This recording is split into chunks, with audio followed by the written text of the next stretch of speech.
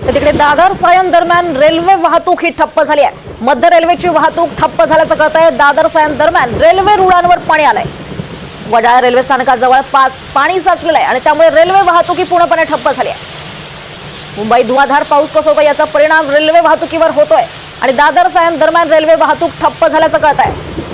मध्य रेल्वेची वाहतूक ही पूर्णपणे ठप्प झाली आहे। नाहक मनस्ताप प्रवाशांना सहन करावा लागतोय। नोकरदार वर्गाला नोकरीवर जायची वेळ आणि याच दरम्यान दादर सायन दरम्यान रेल्वे वाहतूक ही ठप्प झाली आहे। मध्य रेल्वेची वाहतूक ठप्प झाल्याचं कळतंय। दादर सायन दरम्यान रेल्वे रुळांवर अक्षरशः पाणी आलेलं आहे। आणि आणखी एक महत्त्वाची अपडेट आहे, कल्याण जवळ सुद्धा वाहतूक ठप्प झालेली आहे। अधिक माहिती घेऊयात आमचे प्रतिनिधी अमजद खान यांच्याकडून। अमजद, काय अपडेट्स?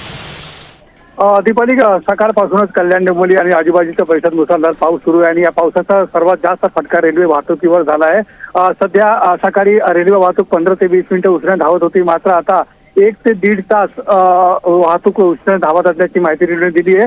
आणि पाऊस असाच राहिला तर रेल्वेची वाहतूक ठप्प होऊ शकते, कारण की अर्धा पाऊण तासापासून सध्या एकही ट्रेन आता पुढे गेलेली नाहीये आणि कल्याणच्या कसारा कल्याण ते कर्जत या मार्गावर 1.5 तासापासून लोकल गाड्या नाहीये। तर पाऊस असा सुरू राहिला तर रेल्वेची वाहतूक ठप्प होण्याची शक्यता आहे। आणि सध्या नागरिक जे प्रवासी आहेत ते आता प्लॅटफॉर्मवर उभे आहेत आणि ते लोकल गाड्यांच्या प्रतीक्षेत आहे। मात्र जी परिस्थिती आता उद्भवली आहे त्यामुळे रेल्वेवर त्याचा परिणाम झाला आहे आणि रेल्वे वाहतूक ठप्प झाल्याची शक्यता आहे। निश्चितच अमजद, धन्यवाद या सगळ्या सविस्तर अपडेटसाठी।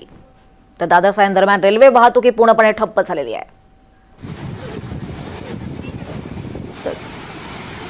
दादर सायन दरम्यान रेल्वे वाहतूक पूर्णपणे ठप्प झाली आहे। कल्याण रेल्वे स्थानकात देखील वाहतूक खोळंबली आहे।